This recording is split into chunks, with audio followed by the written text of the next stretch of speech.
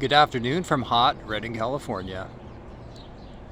I was inspired to make a video by a commenter on a video that I made about satsang gang stalking at 3 a.m. in the morning. The commenter's name is Raymel Price. So thanks for the inspiration. It's going to be on Jehovah's Witnesses and gang stalking. Now, I had read months ago, there's a good little website, especially for Christians, on gang stalking called stalkerbeware.com. I highly recommend it because it gives all the biblical rules and laws that gang stalking violates. It's a great little resource to pass on to people. Stalkerbeware.com. That website had a little section on JWs and gang stalking, and I thought, well, what do they have to do with it, you know? I personally have no prejudice against any Jehovah's Witnesses. But this commenter left me a thing saying that, talking to TIs, he goes, y'all need to put hope in Jehovah and his plan for this world and learn about what I'm talking about and his plan for dealing with all these evil people. Well, I thought that's weird because a lot of targeted individuals do have hope in Jehovah and know him well. But there was an insinuation here that none of us really were real Christians. And I thought, well, what's that about? And then further on down the line, he said that any true Christian, insinuating that we were all false Christians, any true Christian would not have any involvement whatsoever in government or politics. And I know that is a Jehovah's Witness policy. For the record, I largely agree with Jehovah's Witnesses on that matter. I have not voted for a presidential candidate since Ross Perot, and I'm not ashamed to say that, because I didn't have confidence that any of them were not of dubious character. I happen to be Seventh-day Adventist. I totally concur with Ellen White that we can't vote for a candidate not knowing what their character is. We could be putting evil in office we don't even know about. But she does also advocate for issues that involve morality and justice, that it's okay to be active. And I totally concur with that.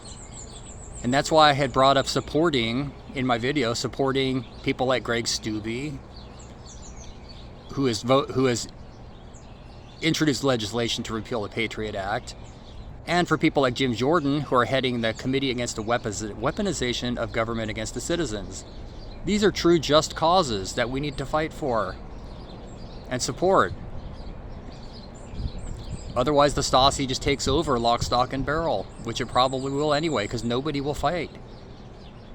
I was advocating for the few true fighters that we have in our government and supporting the legislation. I don't advise supporting any politician just because they run on a party ticket.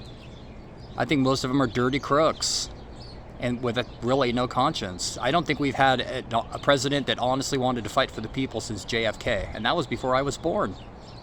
So there's my stance, Mr. Price. Anyway, so I confronted him and I said, you sound like a Jehovah's Witness. Can you verify that? And I went on to tell him some things, and he just immediately ducked out, and he says, a simple no would have sufficed. I'll be moving on. So he never really answered, which tells me what he didn't say. Anyway, it made me think of this neighbor across the street here. I was befriended by this man for 6 years after I moved into this, when I bought this house to fix up. I wasn't even living in it. And we had a really good relationship that made me feel good about this neighborhood. He's a senior, healthy Jehovah's Witness, and we've had many discussions, very peaceful and productive, very respectful of each other. We've helped each other with each other's houses, and at least 2 times a week before work in the morning when I was getting ready, he would wander over and just chat with me for a long time. And he helped me out with some construction things I had, some knowledge I needed. He was a former contractor, and it was just really a cool relationship. And his wife is really sweet too. And he's got some great dogs. He's got a fun Rottweiler that's fun to throw balls with in the backyard. Anyway, that all changed in the summer of 2020, exactly 3 years ago, when the targeting began, when I had my brains blown out with directed energy weapons and was forced sleepless for 3 months until I was forced to seek supposed help in a hospital where the whole staff gang stalked and gaslit me, and I knew there was some kind of program going on at that time, though I didn't know there really was a TI program. I just knew there was something heavy against me, and I was accused of horrible crimes. Regardless, at that time, this nice gentleman immediately stopped talking to me and has not spoken to me in 3 years. And you can see how close he is to here. He is, in the last month, he ventured one wave at me in 3 years' time. He has never spoken to me. He won't even wave at me out of his car. He used to come over constantly. So, I don't know if he had genuine intentions and then flipped the script when my whole church and family started gang stalking me, or if he was being set up all the time. Now, I do know that I'm just going to present some information here, and you can do the math.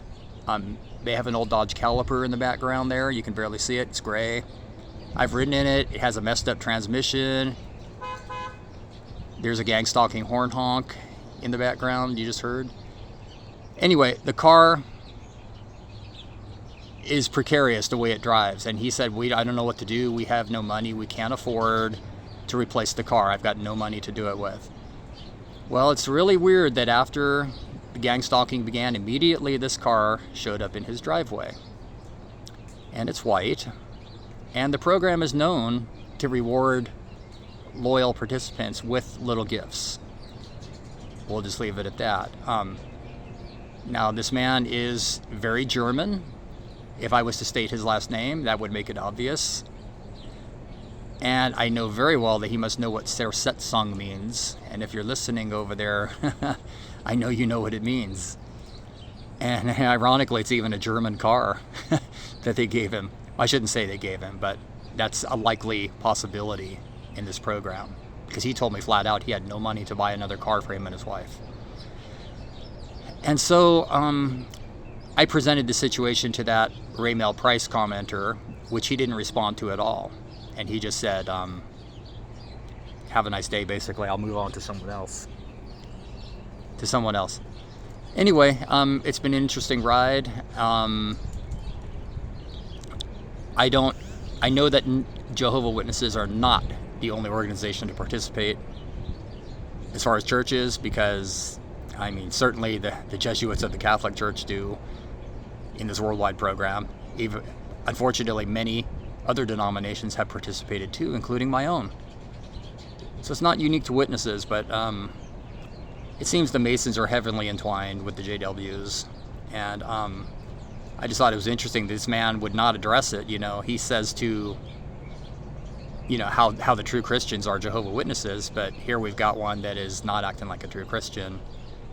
And the Ray Mail Price commentator insinuated that no one is a true Christian, even TIs that are true Christians.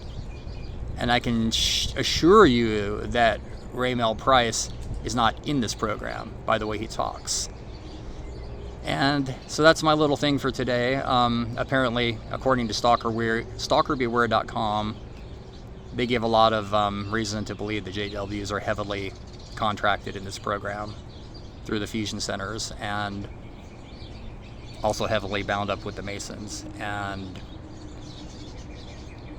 there's every possibility it might be true. Draw your own conclusions. Thanks for listening.